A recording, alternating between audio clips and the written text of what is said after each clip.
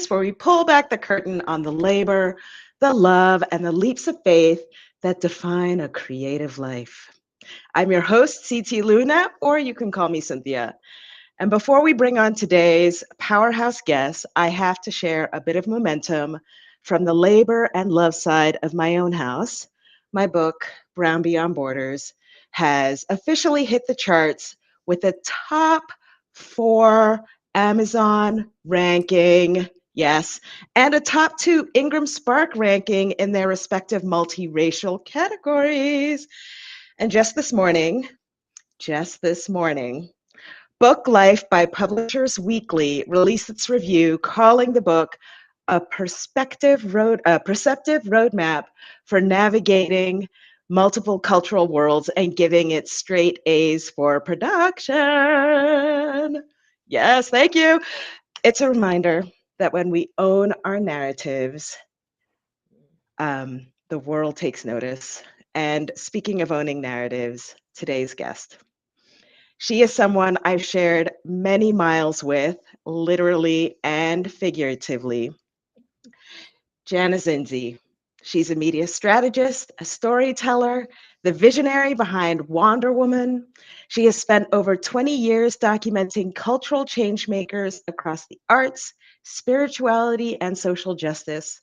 Janna Zinzi is the co-founder of Wander Womxn, where she connects travelers with community-based sustainable adventures in places like New Orleans and Costa Rica.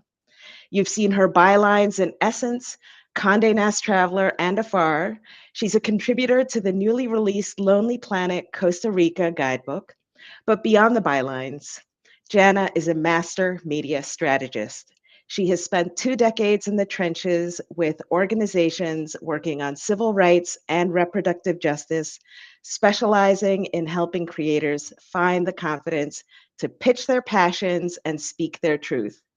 A New Yorker by birth, a New Orlean by heart, and a forever student of African diasporic dance, Janna, we've gone from the halls of Boston University's College of Communication to the streets of London, and now we're here.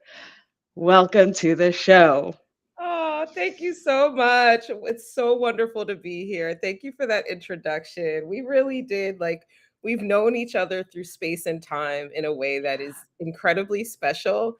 And so I'm just grateful to be here. And congratulations on all of this success with the book. It's so good. It's wonderful. And I just connect with a lot of the things that you are talking about. And I just want to really honor you and give you your flowers, like applause, grace, all the things, kudos for the vulnerability of it. And there's a bravery in what you're talking about racial identity, ethnic identity, biracial, multi-ethnic identity. Like all of that is very complicated. It brings up a lot of feelings, issues, judgments. And so the way that you're so vulnerable about it is like really admirable. And it's giving me encouragement and inspiration to be able to speak about these things in a different way, in a more vulnerable and nuanced way. So like, Oh, thanks. mhm, Thanks. Your check is mhm. in the mail. No, but wow, thank you so much. I am so thrilled to be talking to you and today. We do go way back. And I never dreamed I never dreamed this trajectory for myself, but I definitely didn't dream this for you either. I mean, back in the day, I knew you as you were very musical, so I can totally see the African diasporic dance. But the work with nonprofit organizations, reading your dissertation, we're going to talk about this actually. So I'm no longer going to wax lengthy. Let's talk about you. Dive in. So we both survived the BU Masters program and that legendary summer in London.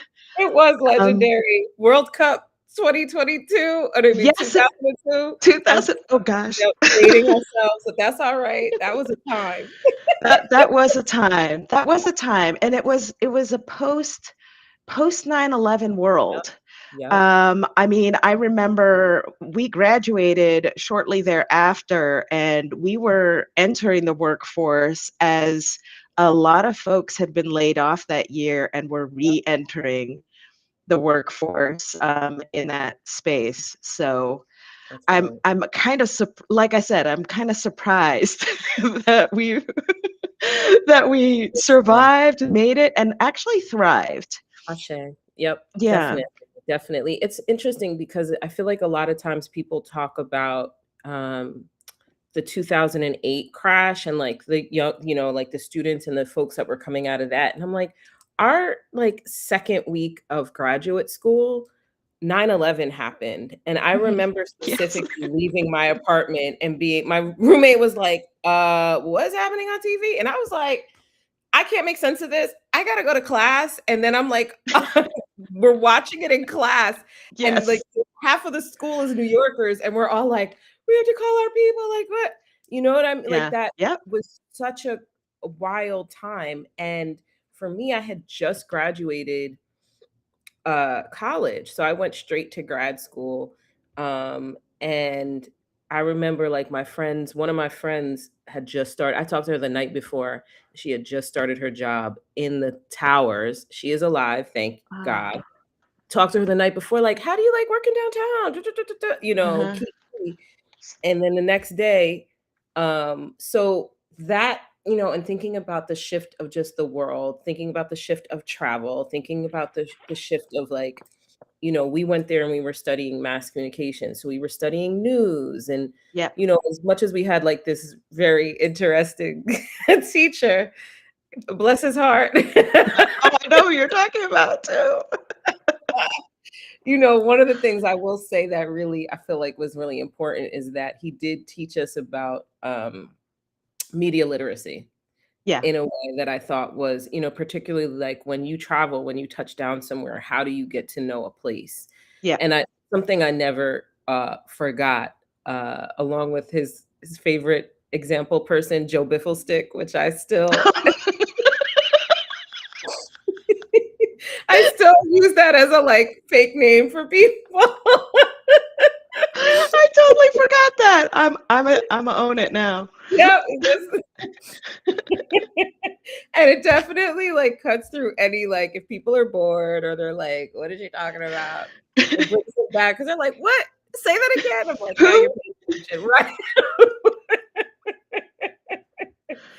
But yeah, it was such an interesting time to be entering the workforce and be like figuring our lives out in Hmm. this very, very new context. And also too thinking about like entering the workforce at a time, I was entering PR and journalism in Hmm. you as well, when like people did not know what to do with the internet. They were like, wait, there's Hmm. updates every day. Like it's not a newspaper where it has to be printed or like a monthly, magazine or a Hmm. weekly publication. So it Hmm. was such a like exciting time and an interesting time to be engaged Yes. in media work, both like socially, technologically, politically, Yes. culturally. I'm grateful. Yes. I sound like a dinosaur to some people, but I'm like, whatever.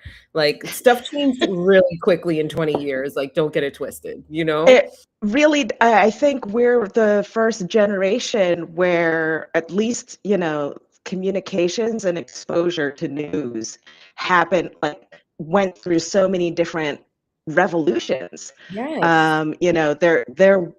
I'm sorry, but like, I, I was just telling somebody today that she was telling me she had a flip phone, which was called I think a Nokia Razor. Okay, yeah. um, right? And I was like, you know what? I think I still had a pager then, right? So like I had kind of like seen the cycle from like I had a pager to a flip phone to Yep. a smartphone, right? And then having like the world in your palm, the blogs. It was like, oh, I don't need somebody to curate my news. Like Mm, I can just broadcast it yep. straight up. on my own, you know? Yep. Yep. Okay, so my question for you. Yes. When you look back to those days when we were students, Mm. 2002, did we have any idea that media would eventually mean navigating the intersections of social justice and travel that you're in now? Not at all. I was not Wow. even thinking about that at all. I remember this is really funny. Uh, we had like we had some final exam for one of these mass comm courses. I don't know if you were in this class with me, but we had to write like it was an essay. It was kind of a giveaway of just like make something up, but it was like, can you like predict a future media trend? And I Mm, was just like, I was like, yeah, podcasts, but I don't think I didn't call it podcast. I called it something like that. And I laugh mhm, about that. I'm like, wow. I was like, I kind of knew what was going on, uh-huh. but you know, I would at that time I didn't know I would be engaged in social justice work at all. Travel was not remotely on my radar because as a young person, the only traveling I did with my parents was what's it called? It was like road trips, Mhm. and so the only I think that our London trip was the second time I had left the country in my entire life. So Oh, really? that's why I chose that program. I was like, "Wait, I could do a semester in London. Sign me up. Let's go. I don't care. What do we see? What y'all teaching me? Great, that's fine. But I'll I'll thug it out for 2 semesters in Boston if I get to go to London." And so I always wanted to work in the music industry, and I Yeah, you did did. after school for a bit, for about 4 years, which was cool. It was great. It was ridiculous time in my life. But I I wouldn't have imagined the trajectory, and I think that's one of the things that, like, I'm appreciative about the education that I've had is because I was always taught about media analysis and Mm, like less about technical skills of like, this is how you run a soundboard or like, this is yeah, how you produce a show. And I've done those things, but it was really thinking about like narrative and it wasn't taught to us as narrative strategy. yeah, Um, but the ability to move through communication strategically, no matter yeah, what the technology is, because essentially the principles are the same. yeah, It's just a different medium. It's just a different method of how it's disseminated. And so now it's, getting older, I'm like, okay, I want to stay increasingly nimble, yeah. but also like there's so much. I'm exhausted. Like, I have to pick my places. I can't do this, can't do it all, Yeah, as much as I want to. So, it really is an interesting trajectory, and the social justice piece was something that was always in my spirit, mhm, um, you being a young activist in high school and, a little bit in college, not so much, but I was always interested in like feminism and women's rights. And yeah. so the more I got along that path, it just was kind of like this weird natural leap from hip hop music industry, like 180 into like reproductive health. I So, yeah. you know, I don't know if it's a 180, right? I mean, and I think that's one of the things that I'm still continuing to explore, and that's still kind of developing in me since writing the book. It's like we are multidimensional individuals, right? And so it's sort of like, yes, I can be, I can be a brown woman and I can love, I don't know, classical music, and I can also be a genius at, I don't know, AI, or right. So it's sort of like it looks, to a binary thinker, it yes, looks like it's this person is all over the place, and it's like, no, we embody like all the things, and we can become masters of all the things. I'm yes. about to get off my soapbox and ask you my next No, question. no, but that's super important because I think to that point of like us being in this really interesting transitional generation is like we're also in this generation where it was like our parents told us like pick a lane, do this thing, Mhm. like it's very like singular focused. You can't be a dancer and a writer and a scientist. Like, no, Right. so there's a different freedom, I think, now where it's like understanding that multidimensionality, or they like people call it multi hyphenates.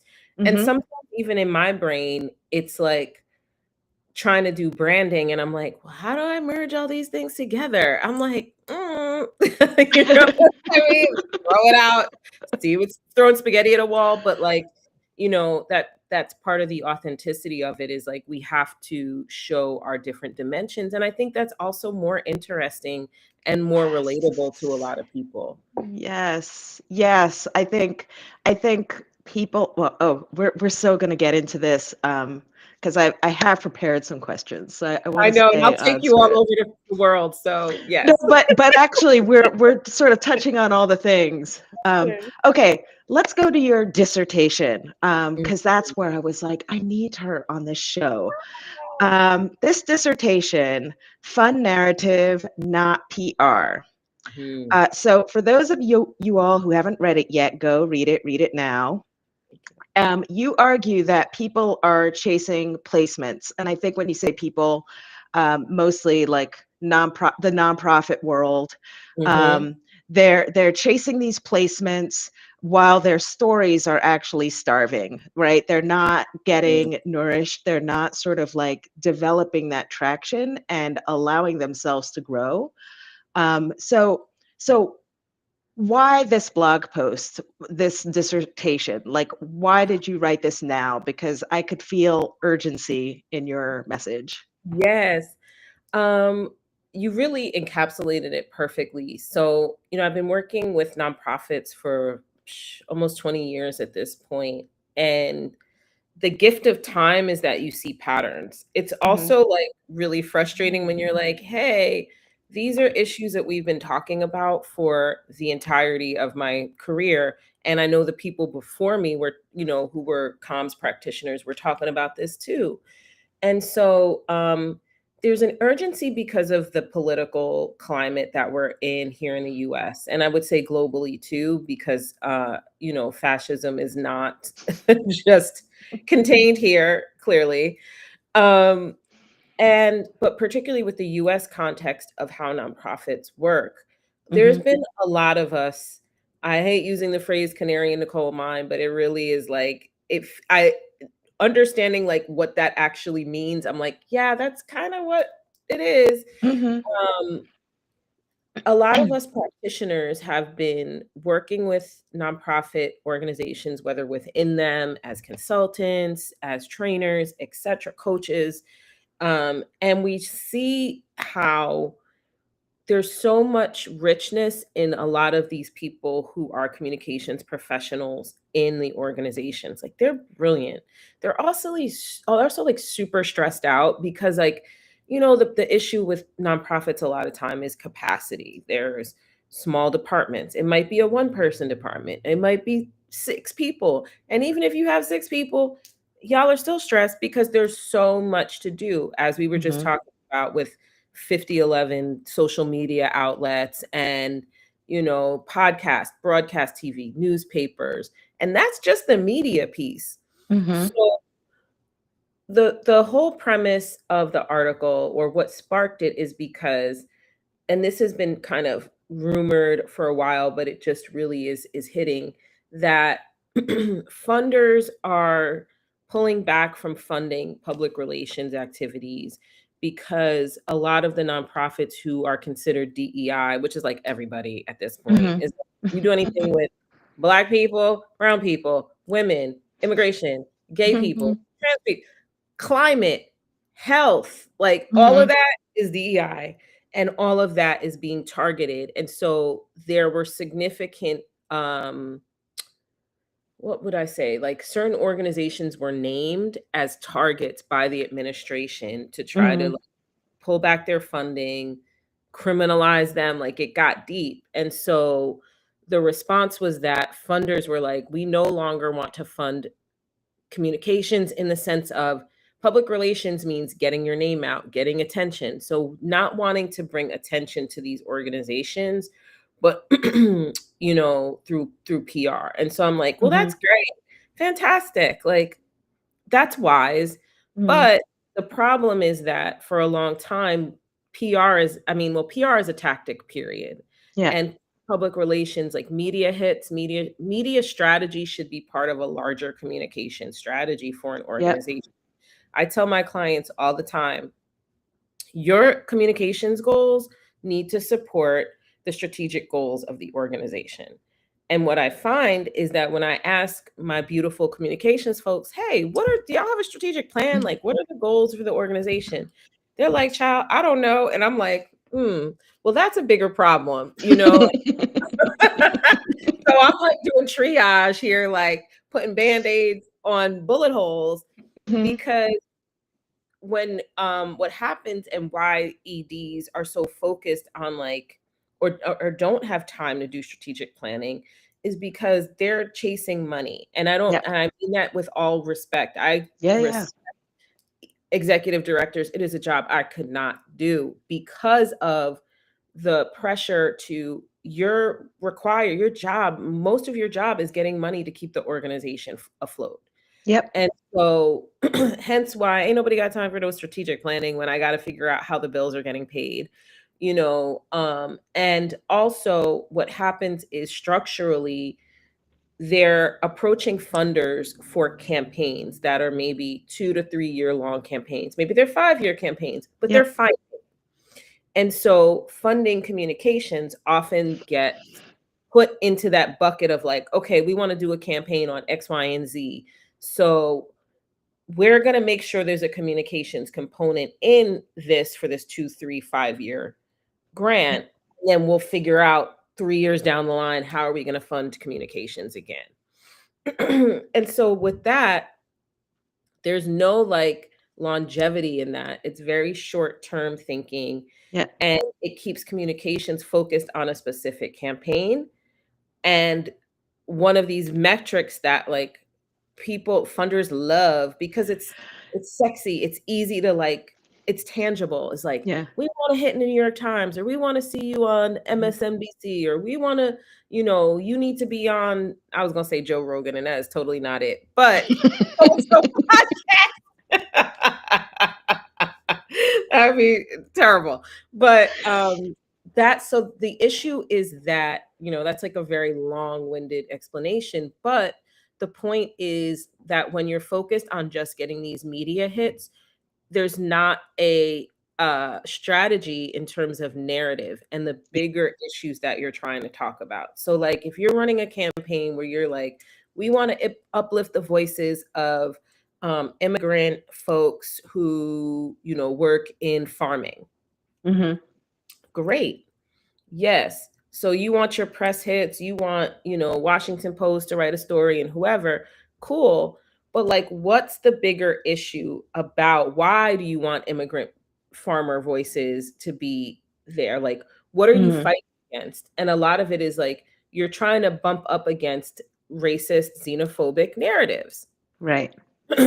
Of, these people are stealing our jobs, they're lazy, or they're criminals, or whatever things that people think.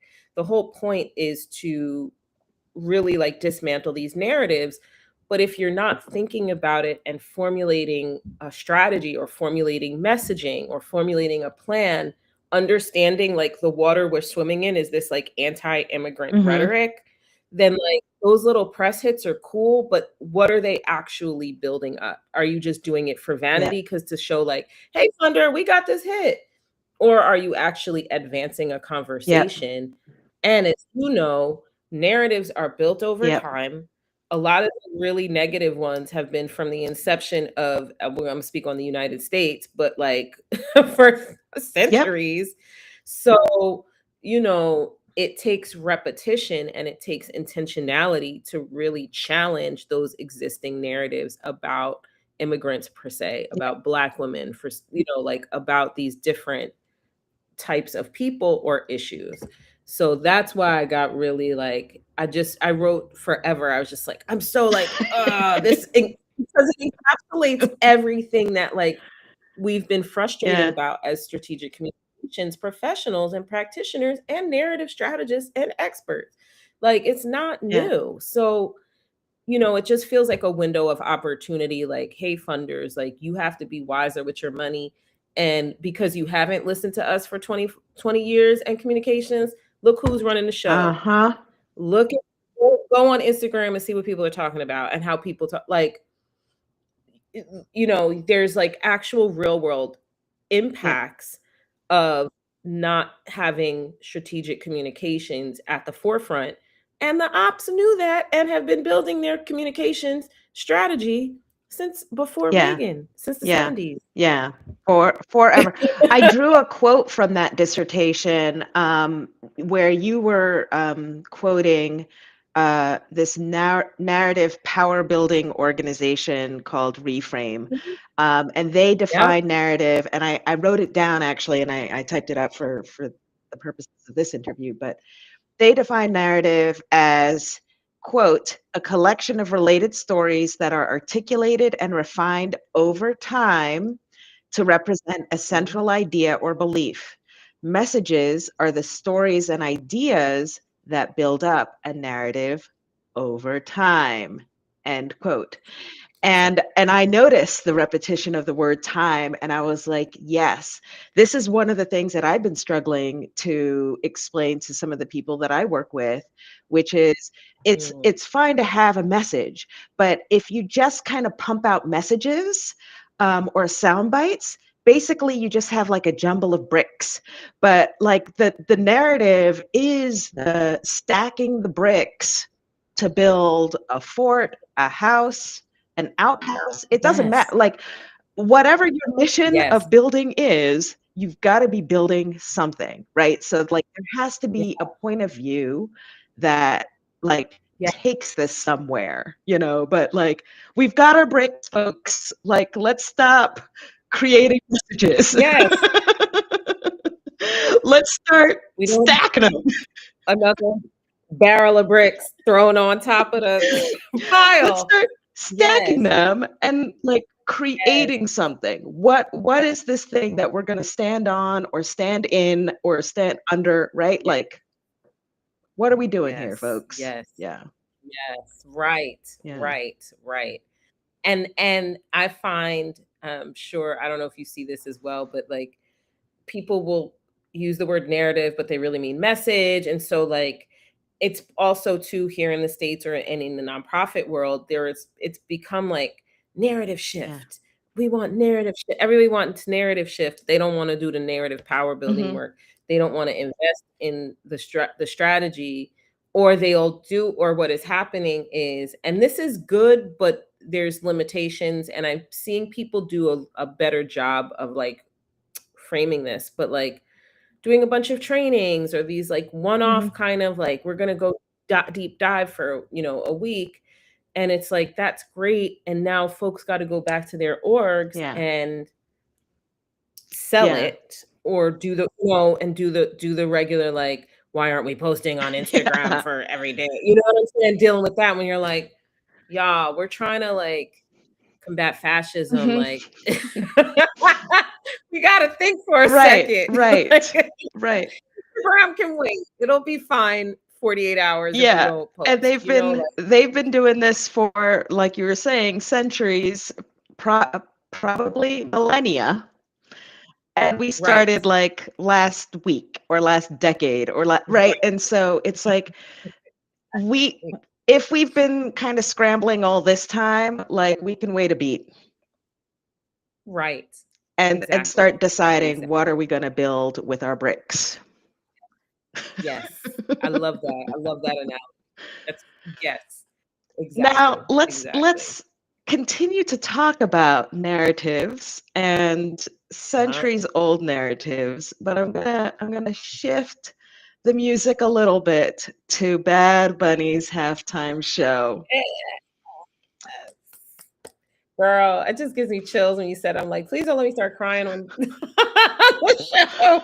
It's so good. Oh my goodness. I don't know if you know this, but I started taking salsa dance classes about a year ago.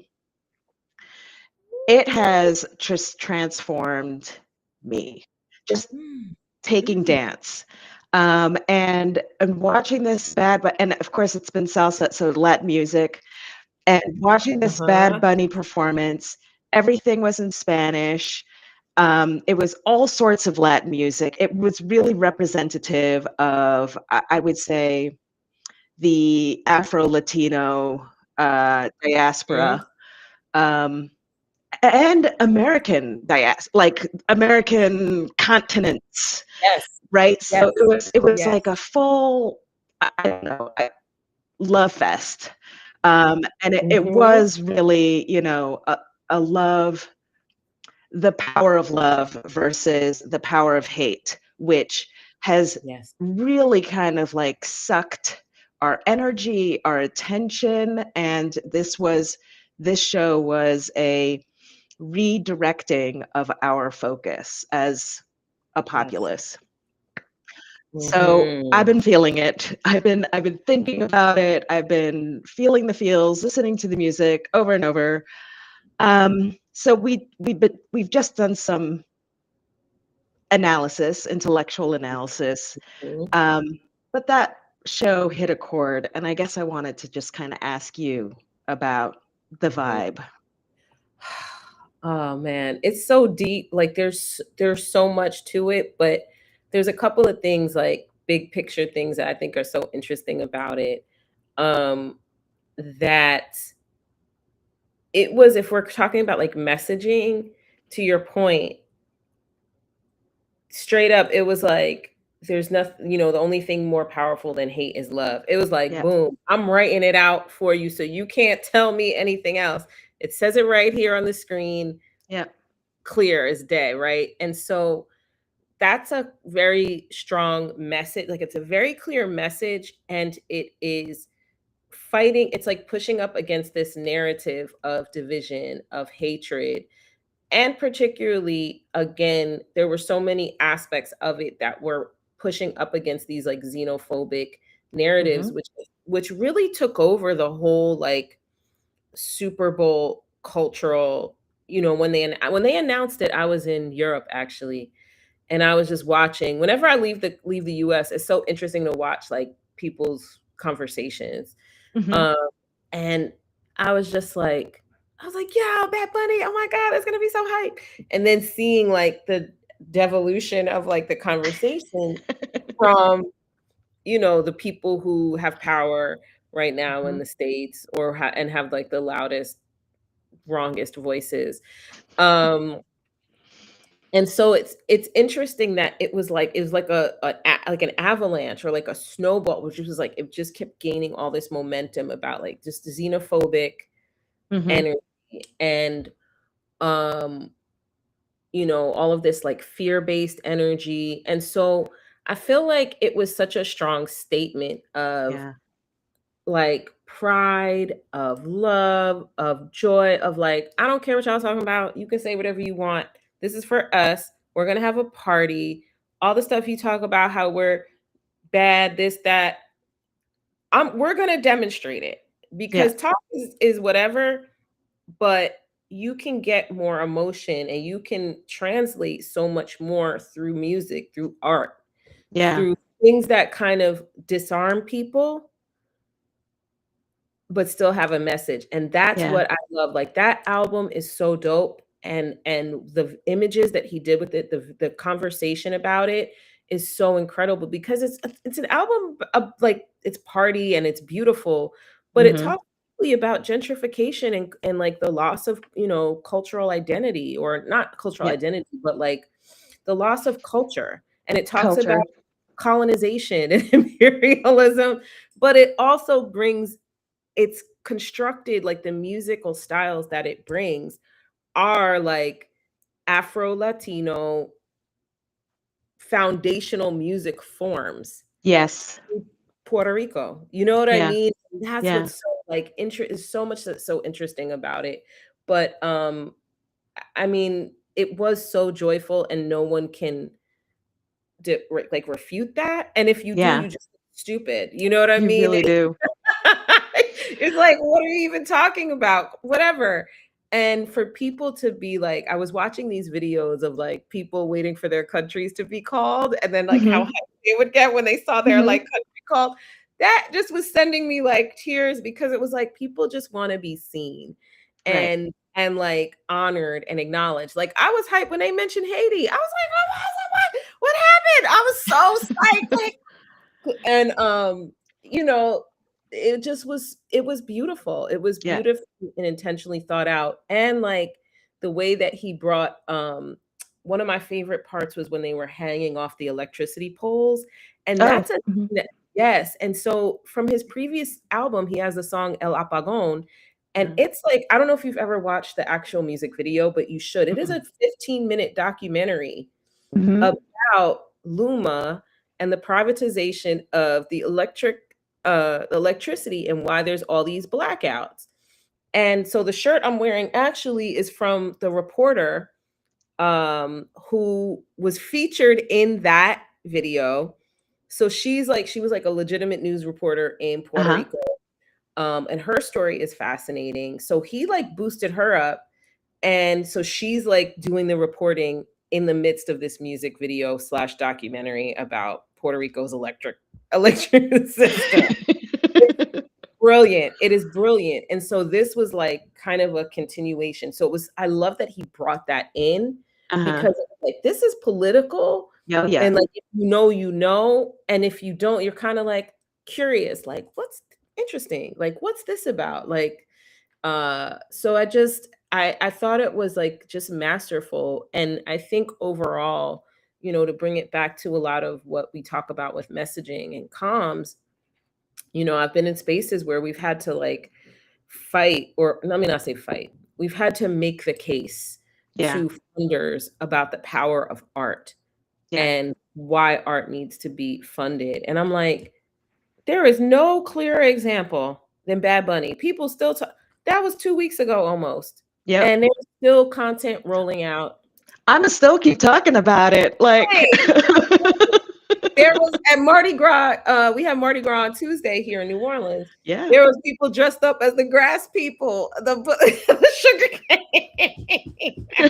Ah, You know, but already. so you were talking about like how he included so many cultures. This was so much more than just you know, Latin people. And Yeah. I'm not saying that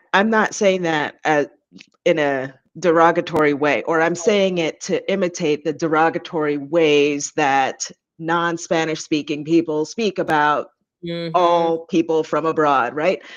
This and it included, like, I was surprised to see Trinidad in there. I mean, Right. it's very Anglo, it's just close to Venezuela. Nobody speaks Spanish there, right? So I was like, oh, maybe it won't be there, right? But it was represented. And I was like, dang, they included us too, right? Like it was really Yep. it was really like you were saying, a masterful demonstration of narrative strategy. Mhm. Like there was more there than just putting on a good show, which, hey, I don't have, it was a great show. But he actually went there to say something. Yes. And I think to that end, I just wanted to kind of add that um, that that statement that he had there, which you just quoted, and something about love and hate, and Mhm. he said it in English. It was Yes. the only thing that was in English, just Yes. to make sure that nobody would get it twisted what this was about. That's And right. the other thing that I think you're talking about medium, which is just as important in a communication strategy, because it was a halftime game, it was a global stage, Yep. and definitely the Super Bowl has become like a global event. Mhm.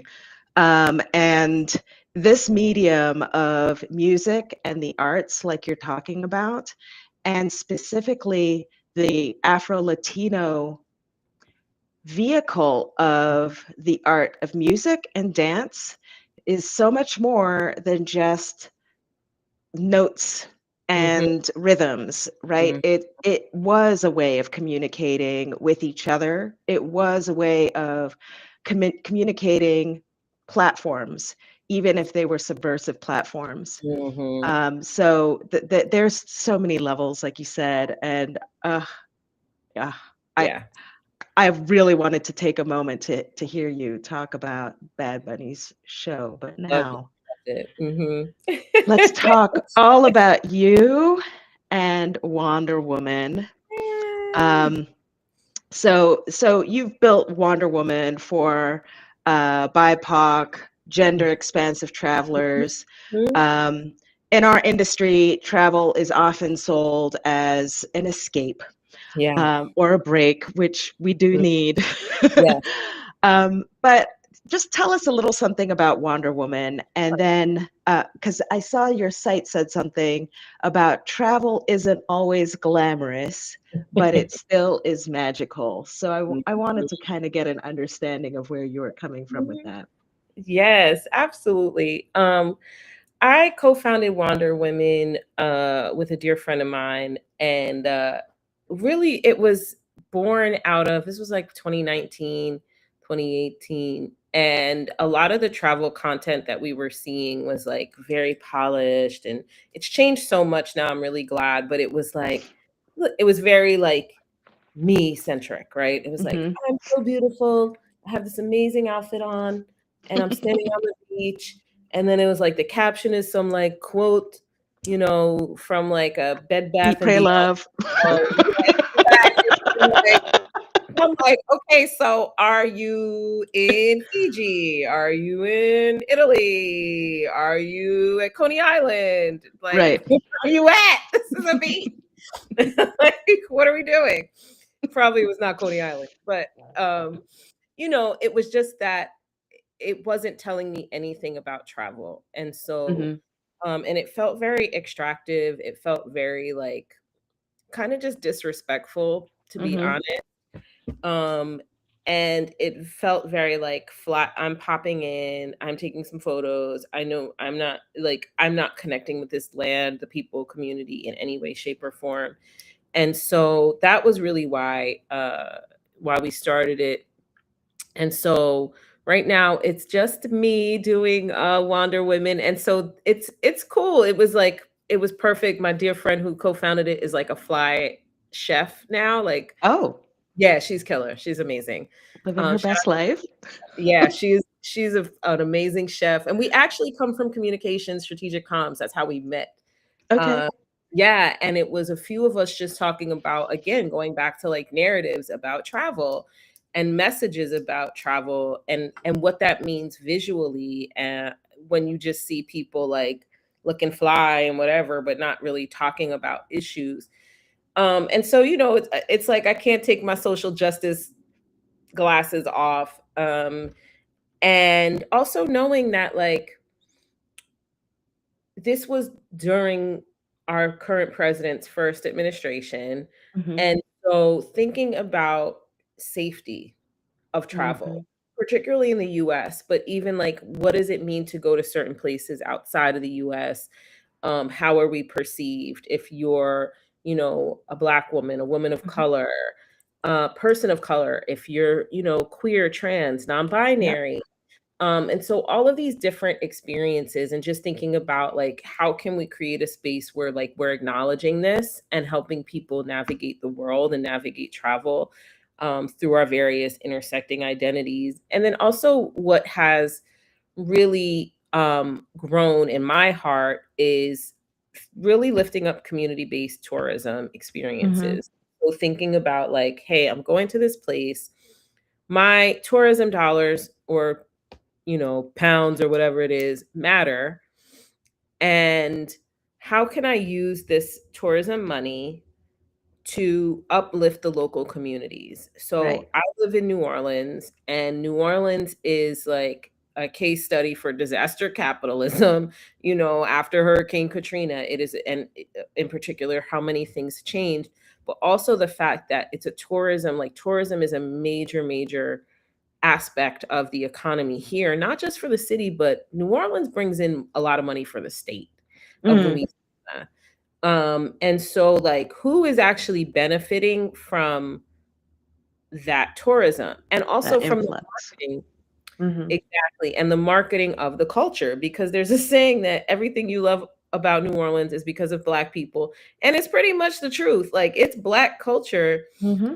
in Caribbean, African American, like diasporic, all of that was born out of Black culture. So Yeah.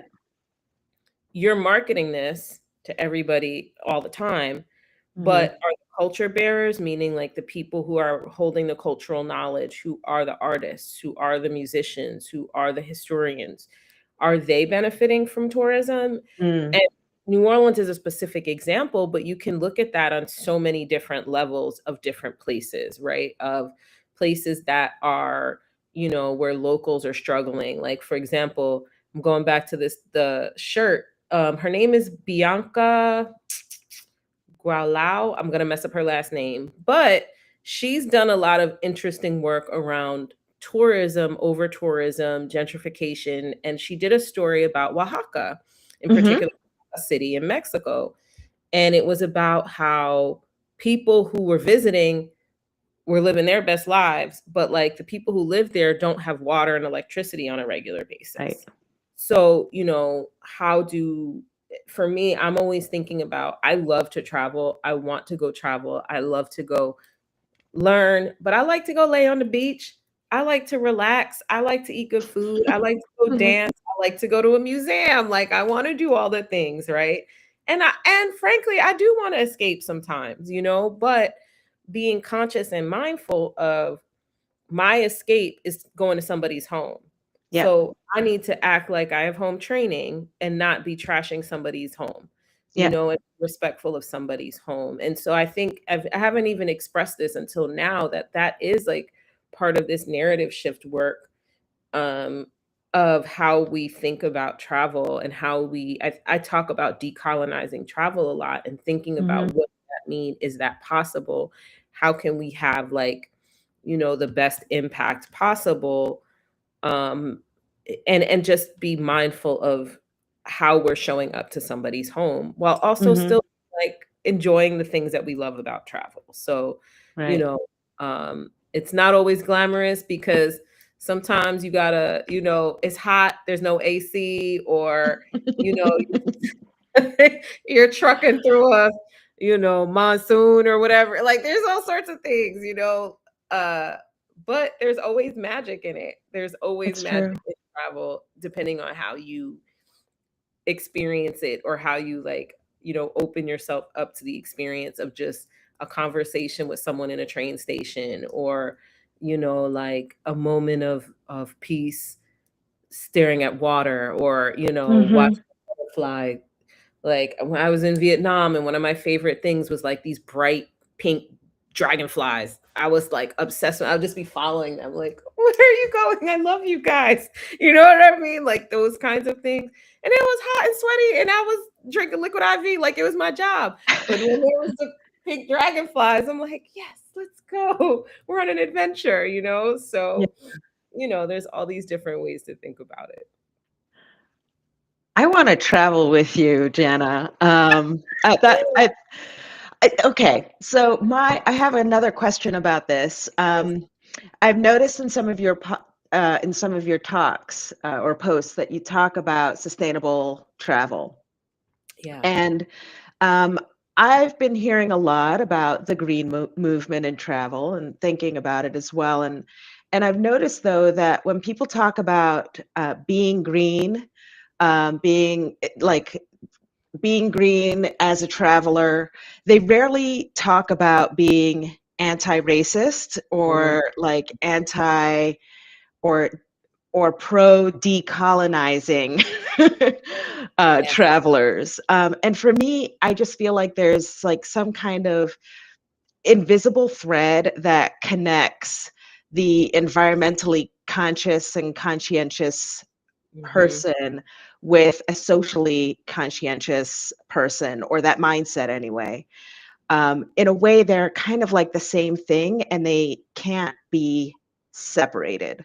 Am I making sense here? Because Girl, yes. Like, Yeah. I feel like you kind of have to be aligned on, yes, supporting the planet, but also that means being, anti-racist.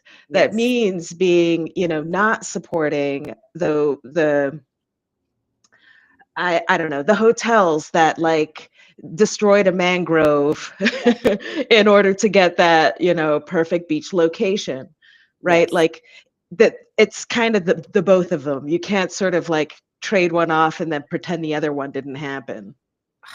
Yes, I love that. You nailed it. Um, and I took this course. It was an online course, uh, and it was about sustainable destination management, and it was excellent. And it was particularly for journalists, which I Okay. really enjoyed. And one of the pieces that I didn't have language for until taking the course, it's exactly what you said, is like that sustainability means environment, right? Like things like infrastructure, you know what I mean? Mhm. You're building all these condos and these hotels, but like folks don't have water, running water, you know, Mhm. or like the land can't hold that capacity, right? Right. But also cultural preservation is seen as a part of the sustainability. And I love that so much because it's naming exactly what you're talking about. I feel like Mm. is like, it's not just about the land itself, right? Like the oceans or the trees or the mountains. That's part of it, but it's also like sustainability of the community, Mhm. sustainability of the people who are local, native, indigenous to that place. And that has really guided a lot of my work. And I work with one of my dear friends and colleagues here. Shout out to Tammy Fairweather. That's like my biz partner. And we work in New Orleans like with that lens Mhm. of how can we support more sustainability, green, issues, particularly like here in New Orleans and in Louisiana, the rivers, like there's a lot of land loss. You have Cancer Mm. Alley, which is like 20-30 minutes from or really it's like a 30 miles. I don't even think it's 30 miles. It's really 35 minutes in the car Uh-huh. um from here. And it's where all the petrochemicals plants are and the oil Oh. reserves. It's all Oh. along the Mississippi River.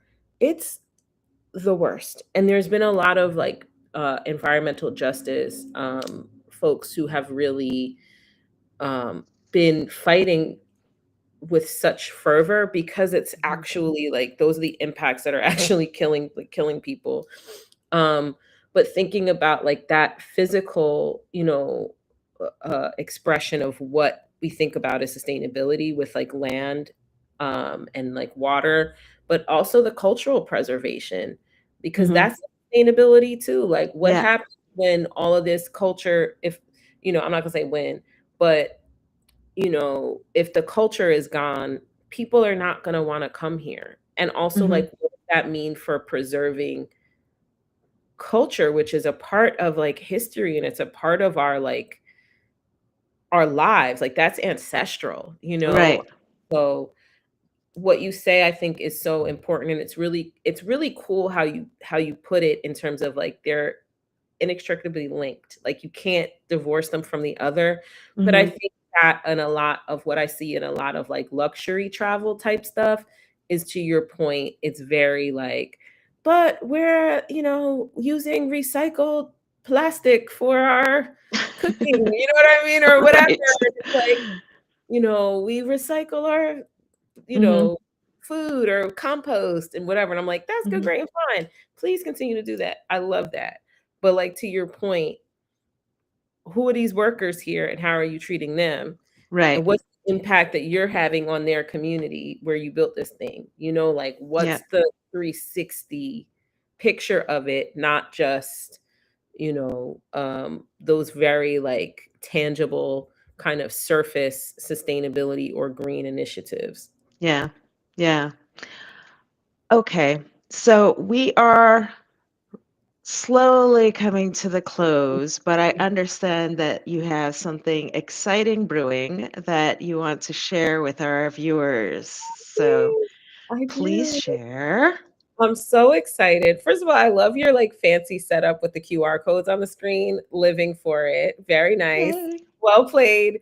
So I'm really excited. I'm going to be launching a course, and it's particularly for entrepreneurs, small business owners, artists, whoever, to help you pitch yourself to the media Mhm. and land interviews and land speaking opportunities. So it's to demystify the process and help you own your expertise and be able to share that, pitch yourself anytime, any place. But before that, if you join the newsletter, I'm Mhm. going to do a free 1 hour call where I'm going to help you talk through how to develop relationships with journalists, build relationships with journalists, and just like ask me some questions.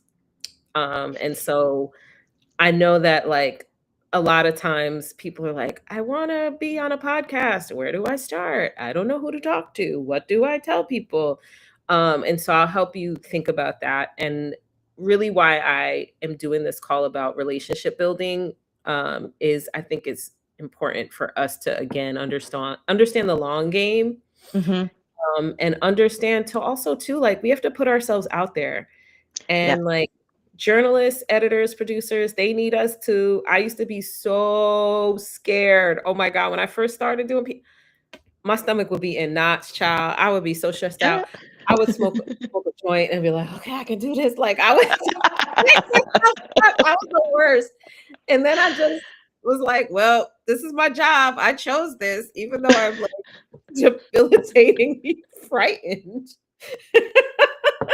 Cool.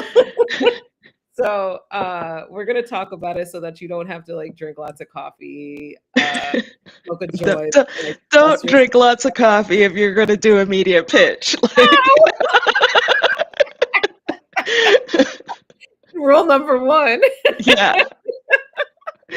Yeah, like get a glass of wine, even if it's 9 in the morning. Oh no. Oh my goodness. Here she's back. She's Yes. I was back. like, where do we go? Yeah, girl. No, totally, totally. Go drink some not chamomile, but drink some ginger tea. Get yourself Yeah. together. Yeah. Ashwagandha, tinctures, whatever you got to do. But yeah, so that's what we're gonna do. We're gonna just talk about relationship building with journalists, and like some tips and tricks, and then Great. just have a conversation about that, because I want more of us to get ourselves out there, and it's something that you can do yourself. Sometimes when you're a small business, you're a unit of. Yep. Yep. You're a unit of one. I think we lost Janna for a hot second there, but I fully agree. I'm a sign up. In fact, that's probably what we're going to talk about after she's come back and after we wrap up the show. Oh, I wanted to ask her one more question. Let's see if I can hide this and get her back. Get her back. Okay, here she is. Happened. I don't know what happened, You but you yeah. cut off at you're a unit of one, and Oh this is man. going back to the whole nonprofit scene, and Mm, that it's small businesses, nonprofits, and also those one woman, one man shows, right? Like if you've published a book and you need to get the word out. But right. I'm also speaking to all of the golden creatives that I've been interacting with. Like it it is a daunting prospect, and I think that the original institution of media um, constructed it in a way to curate who would get the platform to present their voices.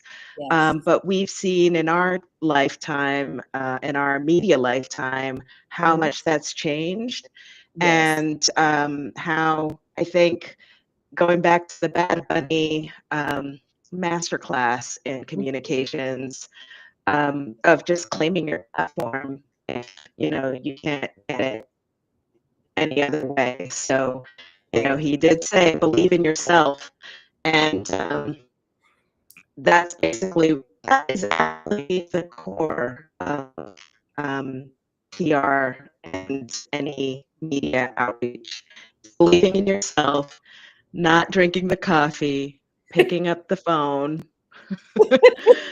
right, or sending the email, not overanalyzing it, and just say like, I know what I believe in what I'm doing, That's right. and I know that this has to be out there, That's and right. eventually somebody will answer. It's the truth. It's the truth. That's Absolutely. that's a strategy. Like, just keep at it. Yes, there's uh an influencer who's really smart. Her name is Gabby Beckford. She does travel, Gen Z travel. And she posted recently towards the beginning of the year about like her year of 2000 or whatever, I don't know what the number was, rejections. Like she's just like Hmm. trying to get all 2000 rejections. And I was like, I love that because I still Hmm. get mad. Even I still get mad when I get rejections or I don't hear from people. Yeah. I'm like, girl, you've been doing this for how long? But I still have an attitude because I believe in it so much. And I'm like, you dummies. Or like, how come you don't understand it? Then I'm like, Mhm. well, is it my pitch? And like, I'm sure there's ways I can spruce up pitches. Like that's, Yeah, for whatever. sure. But it comes from an unwavering belief in like what I believe is important. And Hmm. so like it's gonna find its home, Yeah. and really thinking about that. And that was one of my favorite parts of uh the Bad Bunny show was that part. Like watching it the next day over and over, I was just like, "Ooh, I believe in myself. I will be that Bunny. I tell you." Like shit. Anyway. That's wonderful. So I'm going to put up that QR code again. I hope that's not what booted you out. Yeah, no, I So if you want to get that course, get access to the course and coaching for a limited time, now's the time to sign up for that course. So whip out yeah, your phones, grab that QR code, join Jazz's completely. course. Yeah, yes, Yes. yes, yes. So, course coming soon, call coming soon as well. A group call. It'll be really fun. It'll be cool to learn from each other and hype each other Yes. up because I believe in community building. So, yeah. Yes. Yes, yes, yes. Okay, so a final question. In my life, I find that the most important moves that I've made are come from a space of silence in Mm, that like quiet work. Um, and uh, and that is where all of my strategies come from, right? Like you're kind of like laying those bricks mhm, alone slowly, and you're just kind of like establishing a foundation long before anybody knows what the thing is that you're building. mhm, Um, how do you stay grounded and protect your peace and your creative integrity when mm, you're in a room with decision makers mm, who are, anxious about their bottom line, anxious about their funding cycles, while you're trying to like make sure that the bloodline of a story or of narrative can still like have an infrastructure through which to circulate. mm. That's a great question. I mean, to be honest, staying grounded and cool, calm, and collected is a growth edge. Yes, it is. you Yes, it know, is. and I'm finding asking for a friend, by the way. um, I think it goes back to kind of what we were just talking about with like Bad Bunny and is like believing in yourself and believing in what you know. And that's what I've had to really sit with.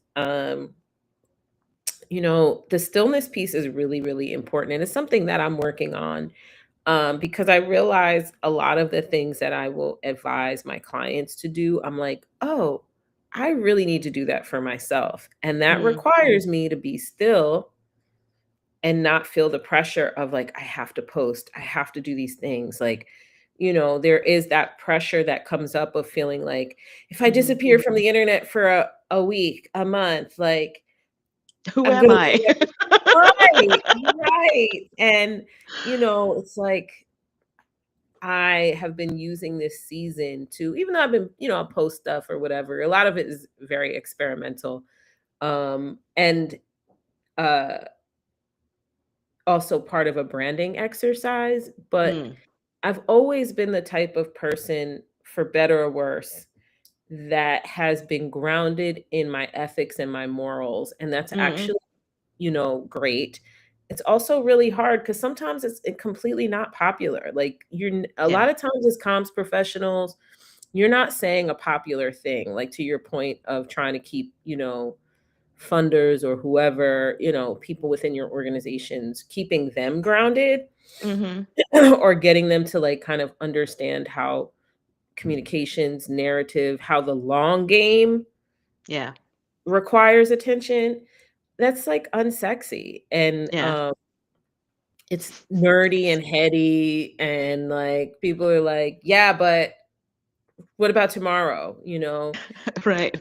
And I think why people have enjoyed or clients have enjoyed working with me is because like I'm gonna tell you the truth. I'm not, I'm gonna coat my machete with honey so that you understand. You know what I mean? So it's not so bad. But Damn, she brought out the machete though. Like, sometimes stuff gotta get cut. You know what I'm saying? But we go easy. Let's put a little honey on it. It's fine. You'll be all right. you're But like, tough. right. But I am always like I joke about that, but I know that this work is hard, and I know that especially working with small businesses and nonprofits, there's like a deep passion and love for the work that you're doing. And so that's driving the anxiety around it, of Yeah, like the feeling like I want this to succeed, like we have to save the world, or all these things. And so my job is to stay grounded in what I know to be true from experience, learning, education, etc., and help you ground in that as well and feel like there's some sort of like action plan to go forward. Like I'm not just going to cut everything off and be like, bye, sorry, like, but, you know, I want to deliver the truth in a way that feels palatable, but also mhm, feels like actionable. right. Um, and sometimes that feels uncomfortable. Yeah, yeah. Some like even writing that my dissertation, as I call it, the blog post, I was really nervous to post it. I was like, am I gonna ruin my relationships? Are people gonna be like, this girl always be mouthing off or whatever?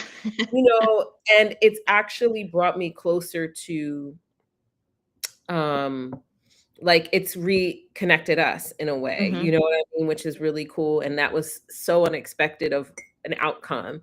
mhm. Uh, one of the agencies I collaborate with, they reposted it, they edited it very nicely too. I was like, thanks, guys.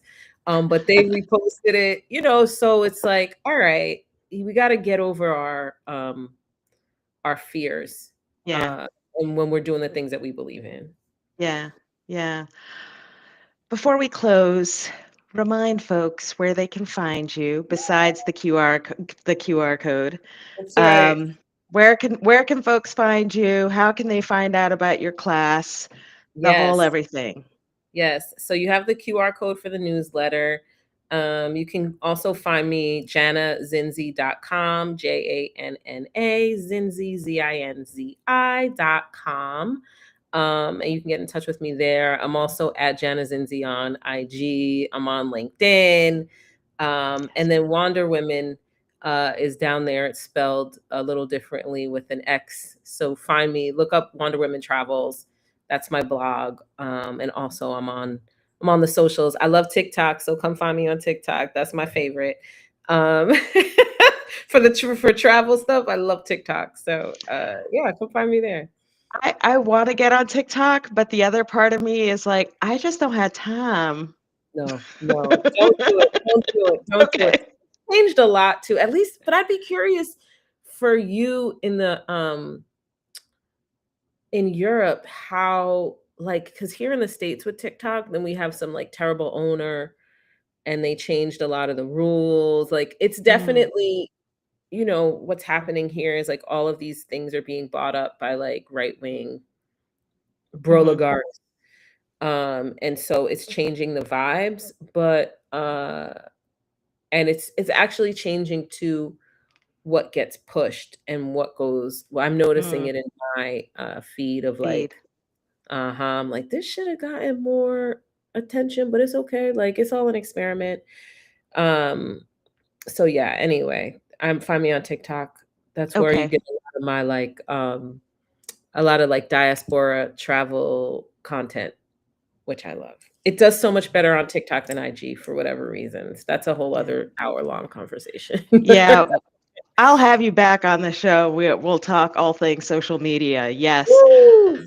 Jenna, thank you so much for being here.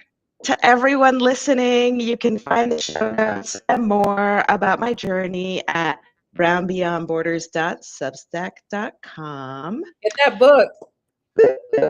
Get the book. Get it now. No. Keep creating. Stay golden.